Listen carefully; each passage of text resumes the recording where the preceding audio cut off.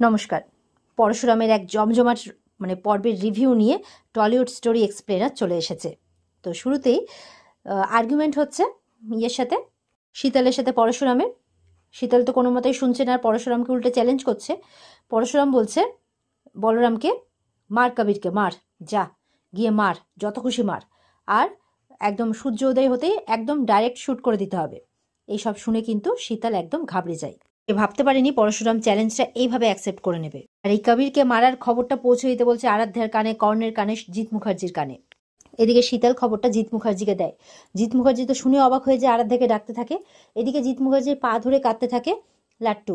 বলছে আমি বাড়ি যাব, আমি মাম্মির কাছে যাব, আমি পায়ের কাছে যাব। তখন লাট্টুকে একটা ঝিটকা মেরে দেয় জিৎ মুখার্জি। কোনো মায়া দয়া নেই, নিজেরই তো দাদু তবুও। তো এবার গুন্ডাগুলো চলে আসে, একদম তাগড়া তাগড়া গুন্ডা, একদম তাকে ঘিরে ধরে লাট্টুকে। লাট্টু প্রত্যেকের কাছে হাত জোর করে বলতে থাকে আমি বাড়ি যাব, আমি মাম্মির কাছে যাব, আমি পায়ের কাছে যাব, বলেই যাচ্ছে কাঁদতে কাঁদতে। কিন্তু গুন্ডাগুলোর মধ্যে মায়া দয়ার কোনো কিছুই নেই। বলরাম বলছে পরশুরামকে, তুই এতটা নিশ্চিত হয়ে কি করে বললি যে সূর্যোদয়ের আগেই খুঁজে বের করবি? পরশুরাম বলছে আমি খুঁজে বের করবই, আমি ঠিক ওকে খুঁজে বের করব। তারপরে ফোন করে বলছে কর্ণের উপরে না, আরাধ্যা আর জিৎ মুখার্জির উপরে নজর রাখতে। কারণ শকুনের উপর নজর রাখলেই বোঝা যাবে যে কোথায় কোন নিরীহ খরগোশ বসে ভয় পাচ্ছে। পরশুরাম বলছে ধ্বংস করে দেবো, সব ধ্বংস করে দেবো। এই পরশুরাম এসছে পাপের বিনাশ করতে, 10 অবতারের দিব্যি দিলাম, সব ধ্বংস করে দেবো। এদিকে ভূমিকা সত্যজিৎ মুখার্জিকে বলছে আপনার মেয়ে ওদিকে অসহায়, মানসিকভাবে ভেঙে পড়েছে, তার পাশে দাঁড়ানোর মতো কেউ নেই, আর আপনি বাবা হয়ে এখানে বসে আছেন, মেয়ের পাশে একটুও দাঁড়াবেন না?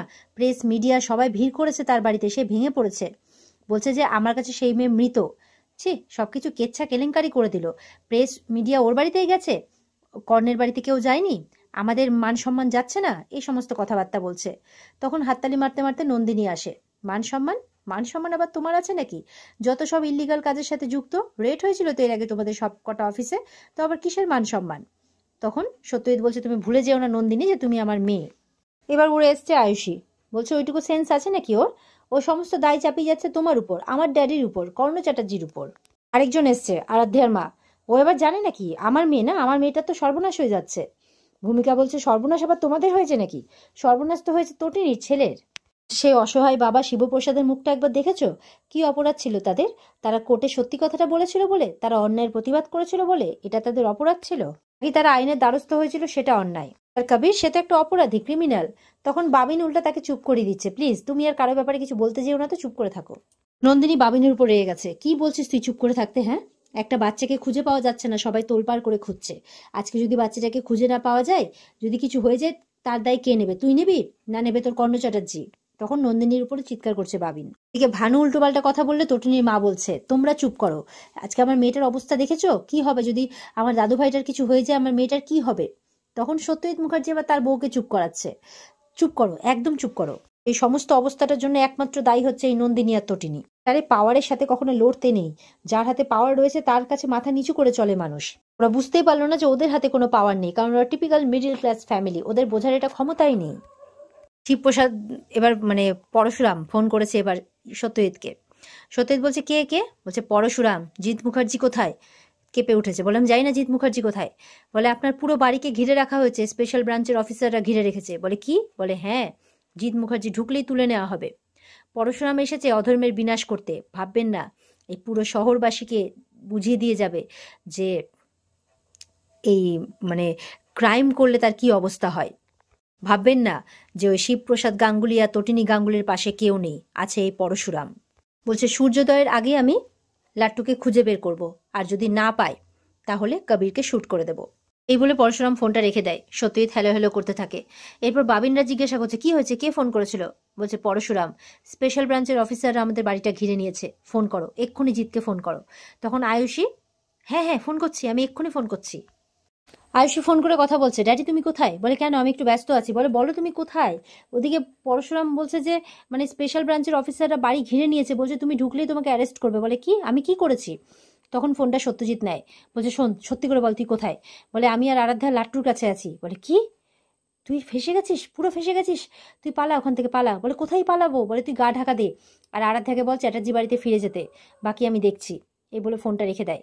তখন তো ভালো মানুষগুলো বুঝতে পারে তটিনীর মারা, নন্দিনীরা, যে এরা ইনভলভ। বলছে বা বাবা, তটিনীর মা বলছে ক্রিমিনাল তো দেখছি বাড়িতেই বসে আছে, বাইরের মানুষের কি প্রয়োজন? বাহ, প্রত্যেকটা মানুষের মধ্যে অপরাধী উকি মারছে, আর আপনার মধ্যে তো বেশি করে সত্যজিৎ মুখার্জি। তখন সত্যই তটিনীর উপর মানে তটিনীর মায়ের উপর চিৎকার করে। ভূমিকা রেগে যায়। আপনি কি বারবার করে চিৎকার করেই ওনাকে দাবিয়ে রাখবেন নাকি? নন্দিনী বলছে এটাই তো পারে আমার ড্যাডি করতে, আর কি পারে? আরাধ্যার মা বলছে আমার মেয়ের কি হবে, আমার জামাইয়ের কি হবে, মানে শ্যুট করে দেওয়ার ব্যাপারটা শুনেছে। তখন ভূমিকা বলছে চুপ করুন, সবসময় আমার মেয়ে আমার জামাই, আমার মেয়ে আমার জামাই। নন্দিনী বলছে একবার তটিনীর কথা ভাবো তো, ওর কি হচ্ছে, কি হবে ওর? তটিনী ফোন করেছে তার ড্যাডিকে, বলছে বলো না ড্যাডি, বলো না, ফর গড সেক বলো না, বলো না, আমি আর পারছি না, তুমি জানো, তুমি সবটা জানো, লাট্টু কোথায়, বলো না, বলো না, বারবার করে বলছে। বলে আমি জানি না লাট্টু কোথায়। তটিনী বলছে তুমি জানো লাট্টু কোথায়, বলো। তোমরা সবাই মিথ্যে কথা বলছো, তুমি জানো যে লাট্টু কোথায়, বলো। তুমি কিন্তু অন্যায় করছো, আমাদের সাধারণ মানুষদের সাথে তুমি অন্যায় করছো। আমরা যদি একসাথে হই না তাহলে, এই বলে ফোনটা কেটে দেয়। তার বাবা হ্যালো হ্যালো করতে থাকে। নন্দিনী বলছে কি বললো? তার বাবা বলছে থ্রেট করছে আমাকে। দীপালি বলছে সবাই কিন্তু দীপালি নয় যে মুখ বুজে সমস্ত অন্যায় সারা জীবন ধরে সহ্য করবে, সবাই দীপালি নয়। সত্যজিৎ মুখার্জি চুপ করে আছে। জিৎ মুখার্জি এবার আরাধ্যাকে এসে বলছে আরাধ্যা তুই বাড়ি চলে যা, আমি এখানেই থাকছি। বলে কেন? তখন ওদিকে জিৎ এসছে কর্ণ, বলছে কাউকে কোথাও যেতে হবে না, ওকে ছেড়ে দিন। বলে কি? বলে হ্যাঁ লাট্টুকে ছেড়ে দিন, ও রাস্তা দিয়ে হাঁটবে, আর ঠিক গন্ধ শুকতে শুকতে একজন চলে আসবে, আর পেছনে আমার লোকরা ফলো করবে, যেই পরশুরাম ওর কাছে পৌঁছবে তার আগে মেরে দেবো ওকে। ওদিকে পরশুরাম কবিরকে মারবে, আর এদিকে আমি লাট্টুকে মারবো। তখন জিৎ মুখার্জির মধ্যে যেন মনুষ্যত্ব জেগে উঠেছে। বলছে না না, এমনটা করবেন না, হাজার হোক ও আমার নাতি, তটিনীর ছেলেও, আমিও দাদু হই, না না এরকমটা করবেন না, ও একটা ছোট শিশু, এরকমটা করবেন না প্লিজ, দেখুন হাত জোর করছি আপনাকে, যা হওয়ার হয়ে গেছে, আমি বরঞ্চ ওকে তটিনীর কাছে দিয়ে আসি প্লিজ, এরপরে কিন্তু ব্যাপারটা সামলাতে পারবেন না, অনেক বাড়াবাড়ি হয়ে যাবে, প্লিজ এরকমটা করবেন না। তখন বলছে বাড়াবাড়ি অলরেডি হয়ে গেছে। বলছে হয় ইস্পার নয় উস্পার, কর্ণ চ্যাটার্জি শেষ, আর তার আগে ওকে শেষ করে দেবো আমি। লাট্টুকে বলছে কর্ণ তুমি যাও, তুমি যাও। বলে কোথায় যাও? বাড়ি চলে যাও। বলে আমি তো বাড়ি চিনি না। বলে যাও এখান থেকে, চিৎকার করছে। লাট্টু বলছে তুমি বাজে দাদু, তুমি বাজে, তুমি ডেভিল, তুমি বাজে, খুব বাজে তুমি। ওদিকে ইয়েদের খারাপ লাগছে, জিৎ মুখার্জিদের। বলছে যে এসো দাদু ভাই, তুমি আমার সাথে এসো। তখন বলছে যে কোথায়? বলে এসো। কর্ণ বলছে ওকে কিন্তু রাস্তায় ছেড়ে দেবেন, আমার লোকজন কিন্তু ফলো করছে। বলছে কিন্তু আপনি বুঝতে পারছেন না, ওদিকে সূর্যোদয়ের আগে বলেছে খুঁজে বের করবে পরশুরাম ওকে, না পেলে কবিরকে গুলি করে দেবে, শুট করে দেবে। তখন বলছে যা হওয়ার হবে, ওকে রাস্তায় ছেড়ে দিন, আমার লোকজন ওকে ফলো করবে। তখন আরাধ্যা বলছে চলো ড্যাডি এখান থেকে চলো। বলছে কিন্তু, বলে চলো ড্যাডি চলো, এই বলে ইয়াকে লাট্টুকে নিয়ে যাচ্ছে, চলো দাদু ভাই, এই বলে লাট্টুকে হাত ধরে নিয়ে যাচ্ছে বাইরে। আর এদিকে কর্ণের লোক কিন্তু ফলো করছে। আর এখানে আজকের পর্ব শেষ হয়ে যায়। তো বন্ধুরা, এই ছিল আজকের পর্বের রিভিউ। কেমন লাগলো কমেন্টে অবশ্যই জানাবে, আর আমাদের চ্যানেলের সাথে জুড়তে চ্যানেলকে সাবস্ক্রাইব অবশ্যই করবে। দেখা হচ্ছে তোমাদের সাথে আগামীকালকে নতুন পর্বের রিভিউ নিয়ে। ততক্ষণ সবাই খুব ভালো থাকবে। আজকের মতো পর্ব এই পর্যন্তই। টাটা।